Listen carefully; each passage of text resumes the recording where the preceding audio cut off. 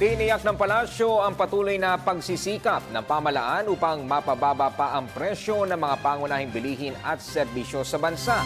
Inayag ito ni Presidential Communications Secretary Sunny Coloma matapos lumabas sa survey ng Pulse Asia ng usapin ng inflation at dagdag na sahod ang dapat na unang aksyonan ng Administrasyong Aquino.